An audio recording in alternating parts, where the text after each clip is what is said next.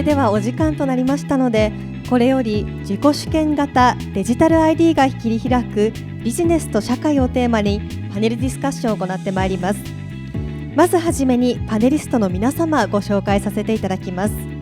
まずはキーチェイン共同創業者兼 CEO ジョナサン・ホープ様です。大きな拍手でお迎えください。よろしくお願いします。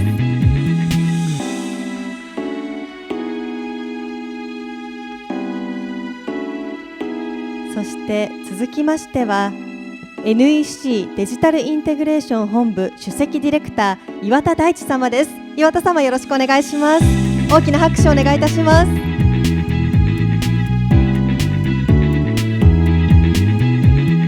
続きましてはトラストドッグ代表取締役千葉貴弘様です。千葉様、よろしくお願いします。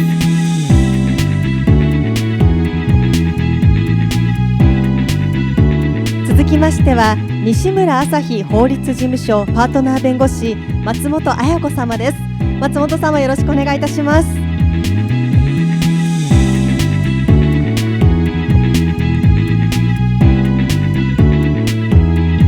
そして最後にモデレーターを務めていただきますのは MM 総研代表取締役所長元日本経済新聞社論説委員関口和一様です。関口様、よろしくお願いします。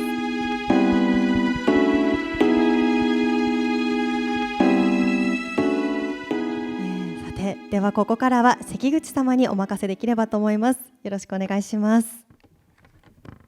ご紹介いただきました MM 総研代表取締役所長の関口でございます。今から40分の時間をいただきまして自己主権型デジタル ID が切り開くビジネスと社会といったテーマでディスカッションを進めたいと思っております。昨今のこのコロナ禍の中で、テレワークですとかリモートで授業を受けたり、あるいは医療サービスを受けたりと、いろんな形でその分散化、あるいはリモートということが進んでいると思います。そういった中で本人確認とか ID っていうのが今まで以上にですね、極めて重要になってきているという中で、この今日のテーマであります自己主権型デジタル ID、これの持つ意味をですね、皆さんと一緒に議論したいと思います。一方で世界に目を転じますと、私もにわか勉強ですけど、世界のその人口の10億ぐらいは ID そのものを持ってらっしゃらないと。これは国がきちっとしたその国籍とかそういったID を渡してない、あるいは難民のような形でそういったものを持てなくなっている方、こういった方たちもいらっしゃるわけです。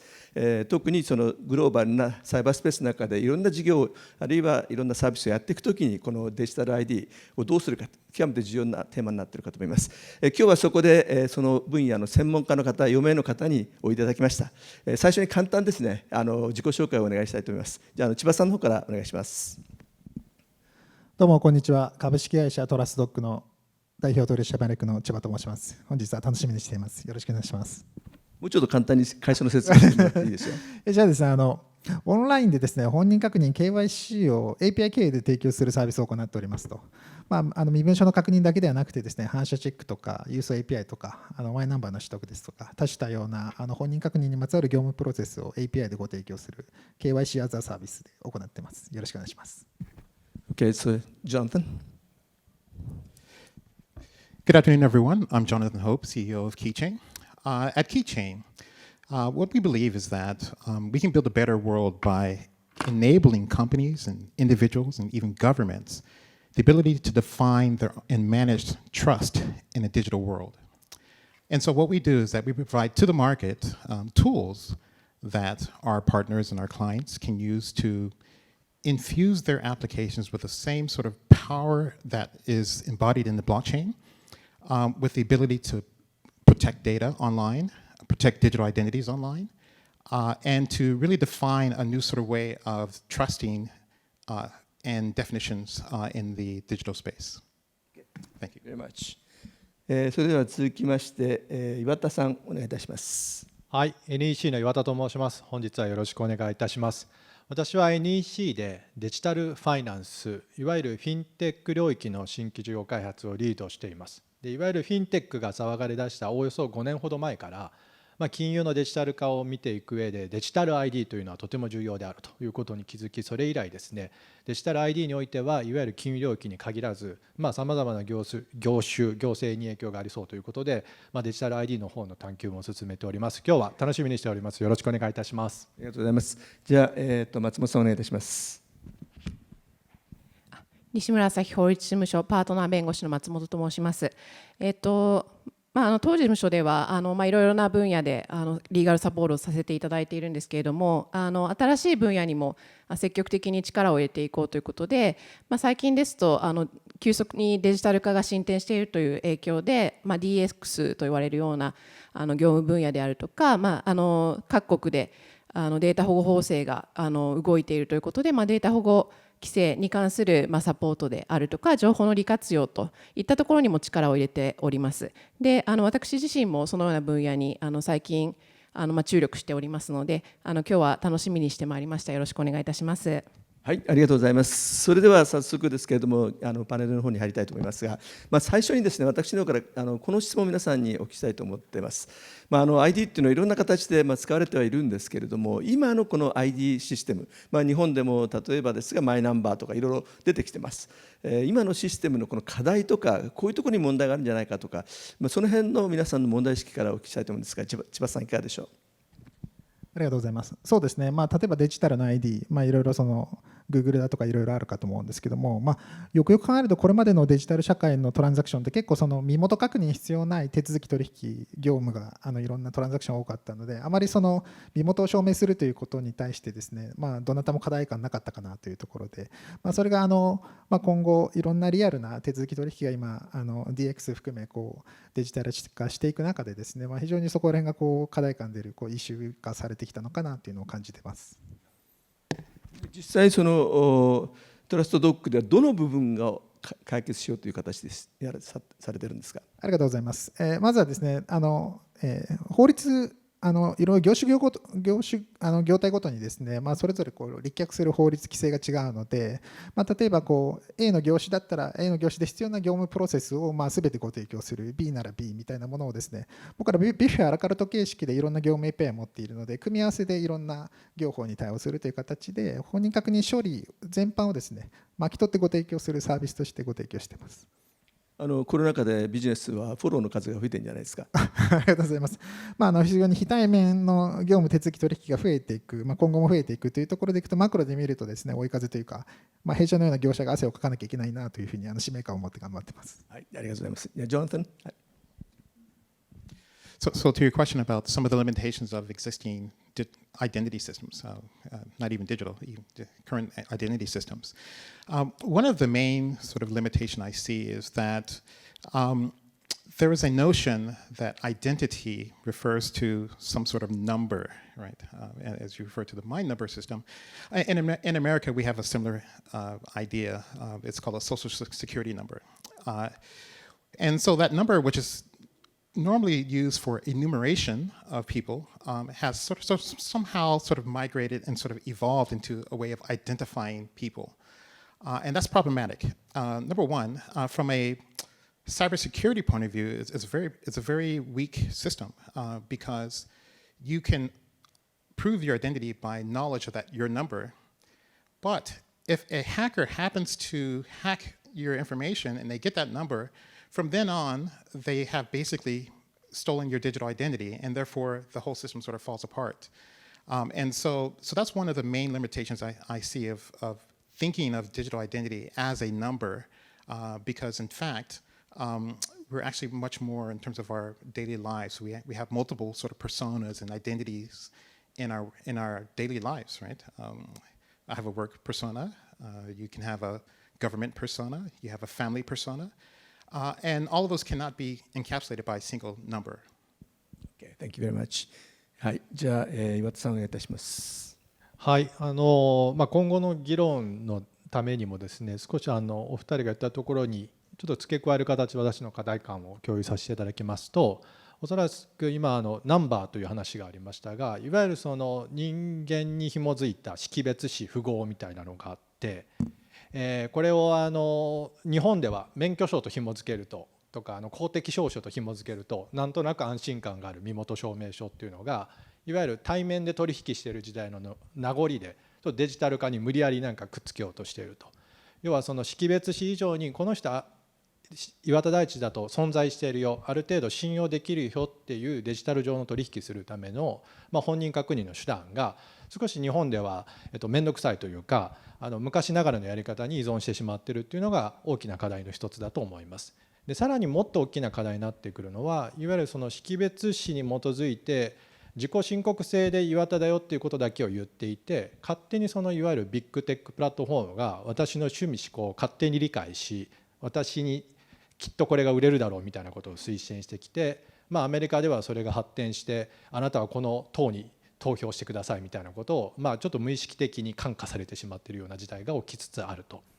それがいわゆるその自分がどのようにサイバー空間上で相手の企業に理解されていてということを知らないままに自分が影響を受け出していると。これが多分今後ですねデータのアクセス管理サイバー上のアイデンティティを管理するという意味では大きな課題になってくるんだろうと思っております。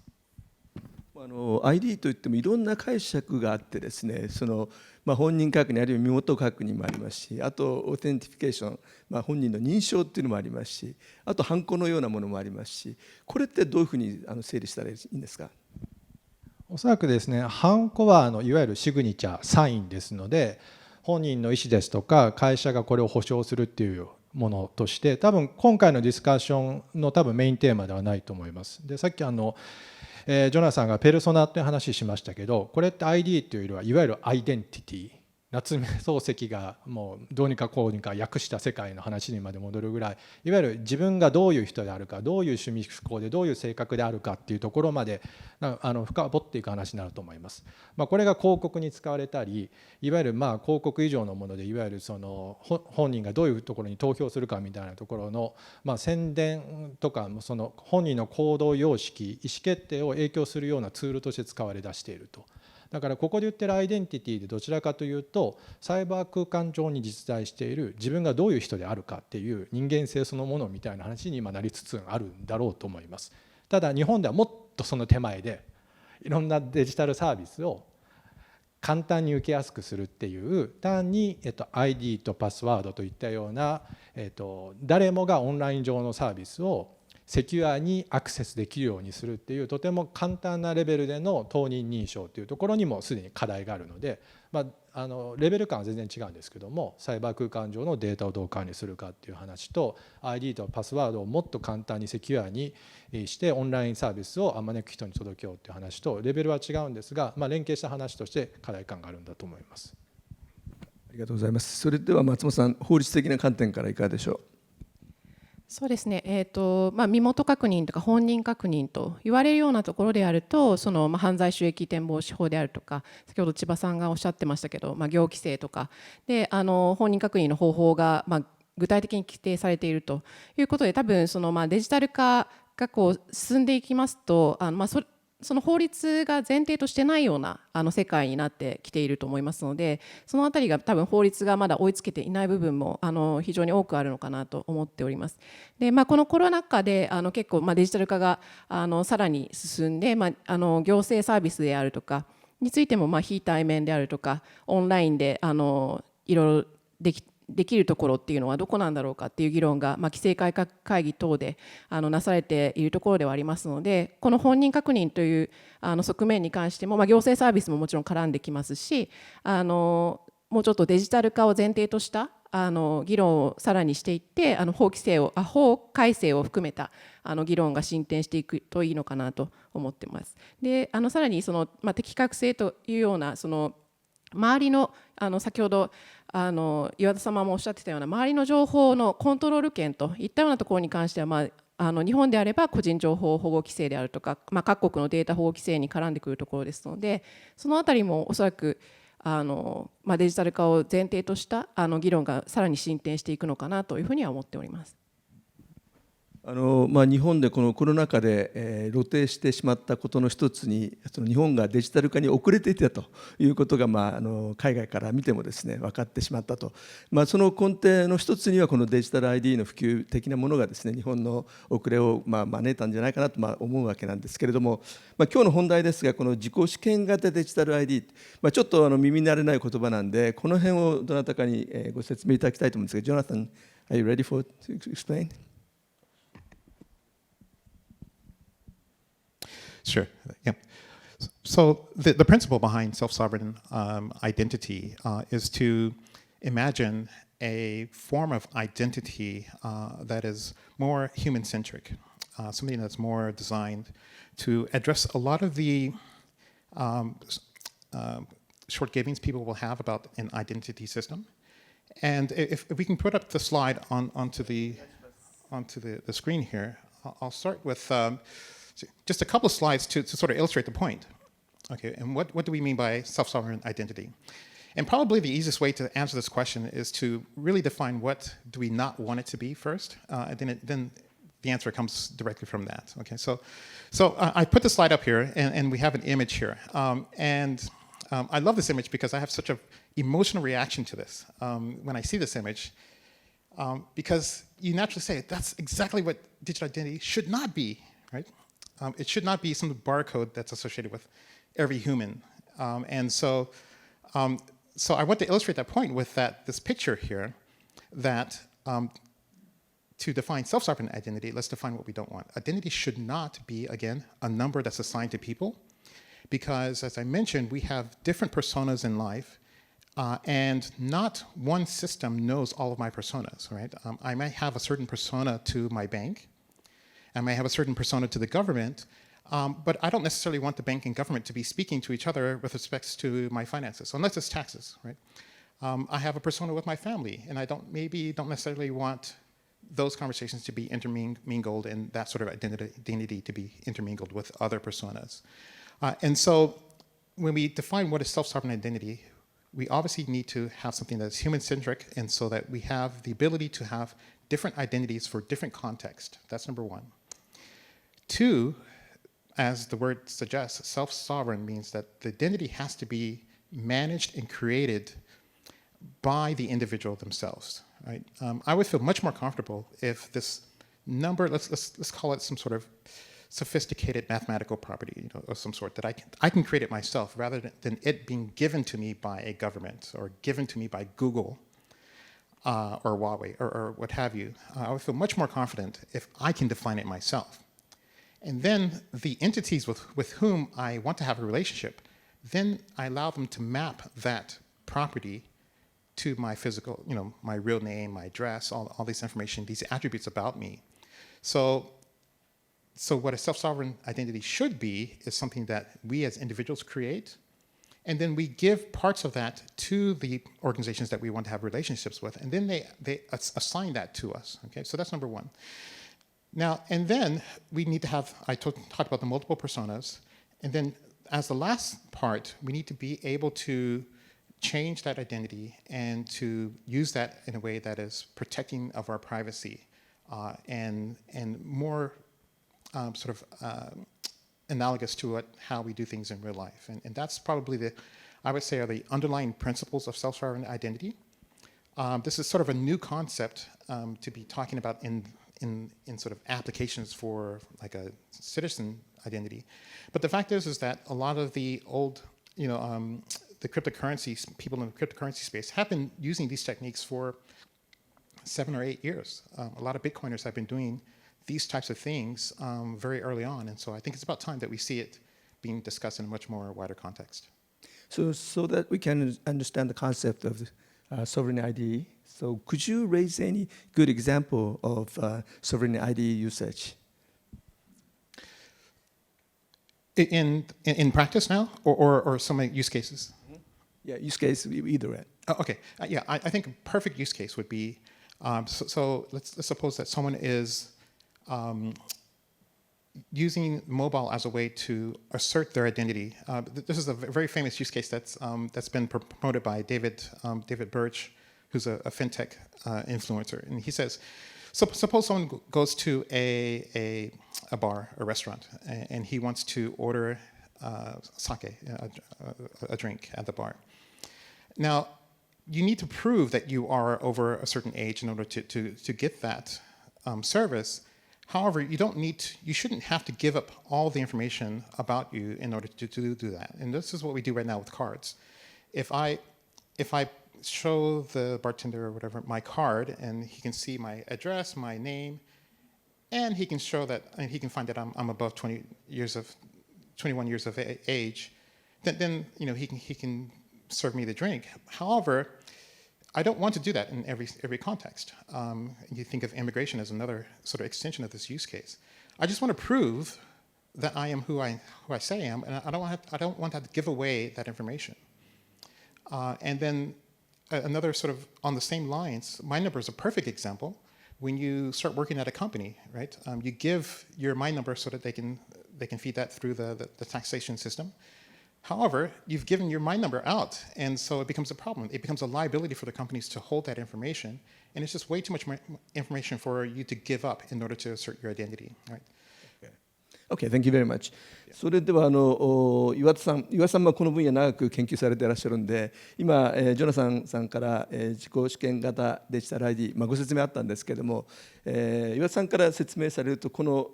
ID っていうのはどういう特徴があって良さがあるんですかね。ジョナスさんが説明された特徴はまさしくその通りだと思います。で、一つキーワードになるのは自分を証明するに必要なデータを自分でどこまでコントロール、アクセスコントロールできるか、管理できるかという点だと思います。例えばですけども、今私が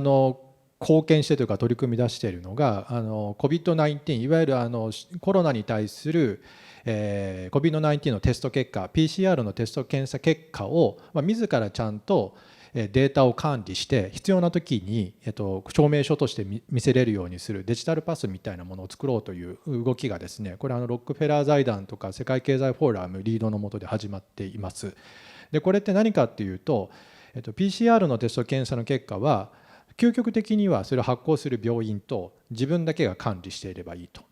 でこれは国を往来する時にも必要になってくるので、じゃあ私がどっかですね、仮にアメリカに行った時にアメリカで証明する時にですね、日本のなんか中央データベースに覗きに行くわけにもいかんし、アメリカと日本で同じ中央データベース作るっていうのもなんとなく非現実的な気はしますと。だからやっぱり自分のスマホで自分で、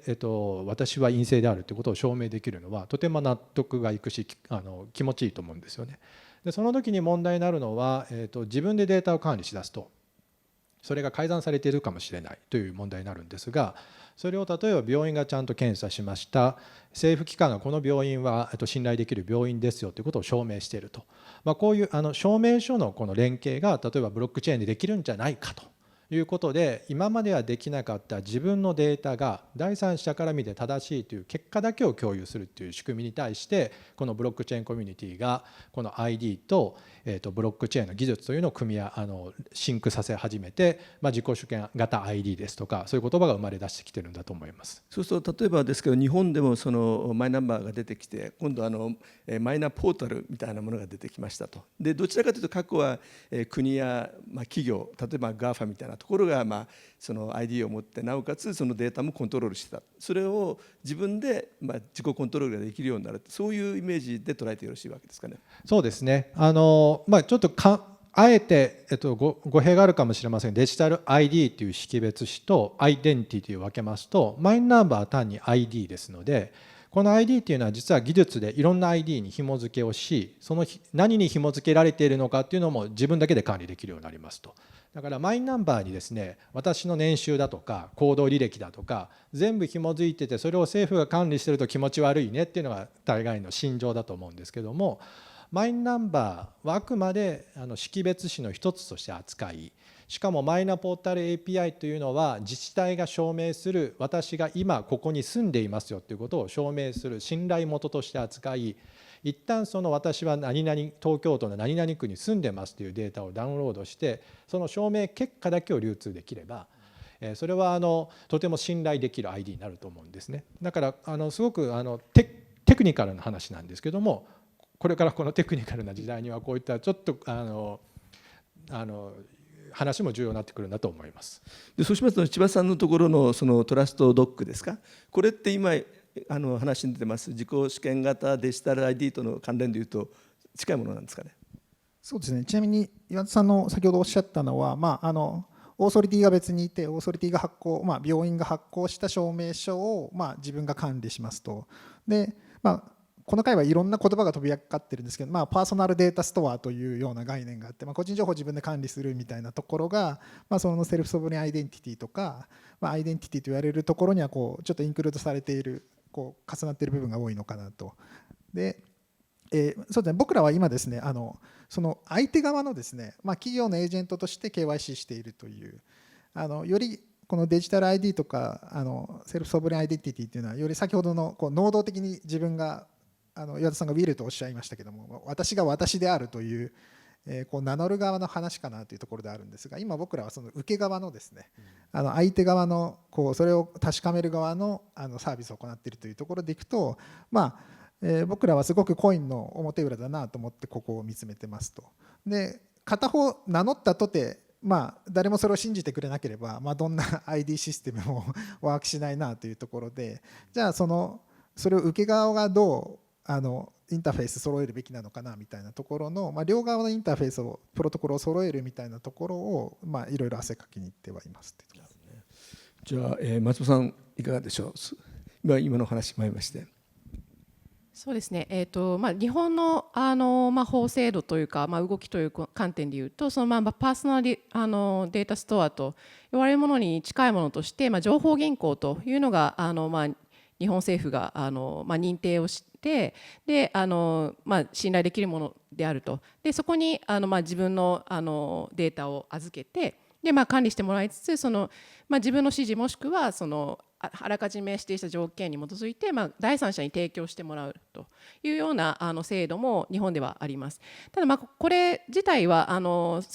セルフソブリンアイデンティティと、発想としては近いものがありまして、その自分の情報をコントロールするという観点ではかなり近いものかなと思うんですけども、若干そのコンセプトとしては違うのかなと思っていまして、でやはりアイデンティフィケーションという観点ではなんていうんですかね、個人情報が含まれてくるというところで情報銀行についてはその情報銀行として活動している事業体が別にいまして、そこにお願いをするという形なんですけれども、その個人情報保護法制のコンセプトとしては、誰か管理者がいるというコンセプトに立っていまして、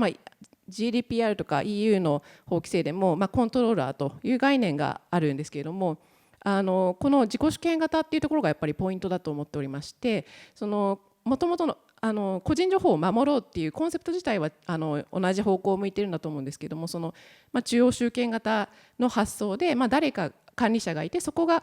個人情報を取得して管理するっていう観点でどうやっていくべきかっていうのがデータ保護法制として現状あるものなので、この自己主権型っていうところになってくると、誰がその個人情報を保護する体制を整備するのかとかいったところがまだまだ前提として欠けているので、かなり今後の議論が必要になってくるのかなというふうに思っております。でも先ほどのジョナサンの話を伺ってると、もうちょっと大きい枠組みで捉えてるような気がして、そのマイナンバーにしてもこれは日本という国があって、国がその器を用意して担保しているということでいうと、やっぱりそこに閉ざされていると思うんですが、で今さっきの冒頭申し上げた難民ですとか、そういうそもそも国が成り立ち得ないところでの自分をどう証明するか、これがサイバースペースの新しい課題になってきていると思うんですけど、Do you have any comment on that? Well, I certainly have a comment on particularly along those lines. What does it look like? What is this infrastructure that we were talking about? And I think you're right to point out that it obviously has a much broader scope for a foundational framework in order to implement these types of things in real life. The question was, who is going to be the operator of this system, and who's going to be able to do this? I've heard some suggestions that this could be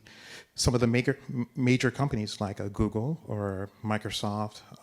those types of technology companies. Because let's face it, they already have a digital identity system. We have a username and password for Facebook. And I'd like to suggest that what we're actually looking for is something even broader than that. What we need is something that would be operable, trustworthy, or trustless. There's two sides of the same coin. Enough so that it can operate on a global scale and that this thing is accessible by people who are not necessarily a Google client or a customer or a Facebook customer. Because as we know, certain infrastructures are available in certain parts of the world, and some infrastructures are not available in other parts of the world. For example, Google is banned in China, Huawei is banned in the United States and in other countries. And so we have to find an infrastructure that is suitable for this, fit for purpose, to be the foundation of this. And the question is, what does it look like? What is this foundation? Google の名前が出てきたところで、あえてこういう質問をしたいんですけども、Google、Amazon もそうですし、Apple もそうですし、皆さんお使いになって、ある意味自分の情報を明け渡して魂を売ってしまうと、非常にそこの先には便利な世の中が待っていてですね、結構それに日本の国民もそうなんですが、満足している人もたくさんいるんじゃないかなと思うんですね。でそこであえてなぜその自己主権型 ID ってことを言わなきゃいけないのか、この辺はどうなんでしょうかね。千葉さん笑ったんでどうですか。そうですね、本当になんか GAFA 使わない日はないぐらい便利だと思いますので、でもともすると別に彼らも何か ID をがめるためにやってきたというよりかは、純粋にこの資本主義かける自由経済をレバレッジ効かせながらですね、ピュアにそれをやり続けたらこうなったという可能性もあると思うんですよね。僕らが求め続けるからですね、彼らはそれに対してどんどんレコメンドして精度を上げてというのは、なんか彼らがいいビルだったかというとそうじゃなくて、なんかどこにも悪い人はいなくて、なんかシステム全体がそういうふうにしてしまったんじゃないかなと思ってますと。で今結構全世界で起こっているのが資本主義 VS 民主主義というか、その国家の主義主張みたいなところで、これまでのその経済だけの話ではなくてですね、やっぱそういうのがフェイクニュースとかいろんなポリティカルなところにもすごく影響を与えるということで、非常にちゃんとなんでしょう、国が管理というか、ちゃんと今まで把握できなかった ID をきちっと解像度を上げて把握することで、いろんなそういうフェイクとかも阻止していこうみたいな動きが、揺り戻しが来たんじゃないかなという感覚が全体として時代の認識としてあります。ですから従来はやっぱり国がコントロールするって、これは誰も国ですから従ってきたと思うんですが、GAFA のように企業がそれをやりだしたことに対していろんなアレルギーとかその反対とか、不安ですとか出てきていると思うんですけども、ヨーロッパでその GDPR っていう形で言ってるんですけど、 GDPR ではこの辺の議論っていうのはどうなってるんですか。そうですね、GDPR の議論が始まる時にはやはり自分の情報は、自分のパーソナルデータは自分でコントロールしていこうというところがありまして、その企業とかにコントロールされるのではなくて、自ら決定していけるようにというところが根底のコンセプトとしてありまして、なのでヨーロッパではかなりセルフソブリン ID に関する議論も進んできているのかなと思っております。ですからアメリカは自分のところに GAFA があるんで結構甘いですよね。でヨーロッパは自分のところにそういう企業がないもんですから、割と厳しめにやってるという感じも受けるわけですけど、で今日はですね、このテーマが自己主権型デジタル ID が切り開くビジネスと社会なんで、そのビジネスと社会までちょっと話を持っていきたいんですけども、じゃあ仮にですけども、そういったそのインフラなり、自己主権型の ID ができた場合にこういういいことが待ってます、こういう新しいビジネスができます、あるいは社会がこう変わりますとか、この辺どうでしょうか。じゃあ岩田さんどうでしょう。はい、今の議論の中でいわゆるその公的サービスと民間サービスで全然違う発展が出てくると思うんですが、公的サービスはもっと効率化していかないともう間に合わないという話だと思うんですよね。日本だって行政の担い手は減っていくけど、福利厚生サービスはどんどん増えていくと。で10万円支給も本来であれば届けたい人にだけ届ければよかったと。口座と ID が紐づいているかっていう根底的な話をがあったとして、その次に必要なのは届ける相手が本当に必要な人なのかどうかということを瞬時に判断できればそれはベストなんですけども、市民というか国民側からすればですね、私の財政状況を常に国が管理しているというのは気持ち悪いと。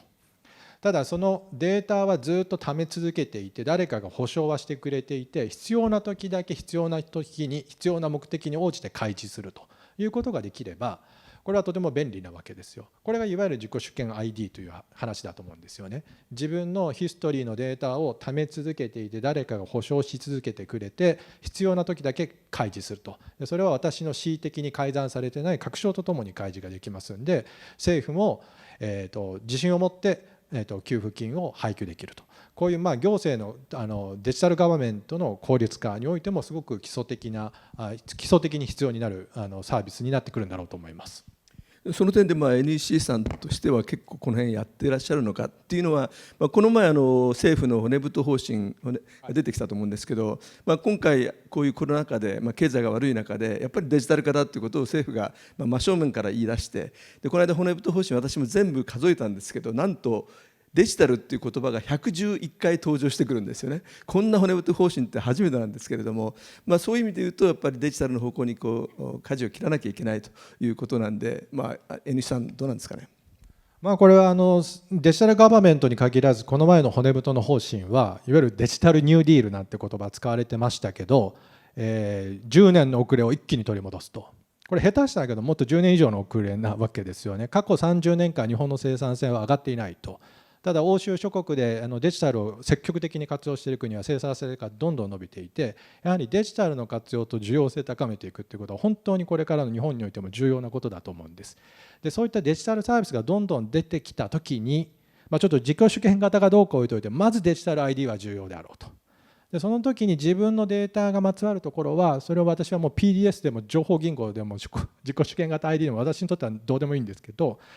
自分で管理できるような世界、仕組みを作っていかなきゃいけなくて、それは優しいテクノロジーの実装が必要になってくるので、そういう時にそういうところにぜひ貢献していきたいと思ってます。千葉さんどうですかね。どういういいことがありますかね。ありがとうございます。まずですね、もう別に今この瞬間も実装すればいいと思うんですよね。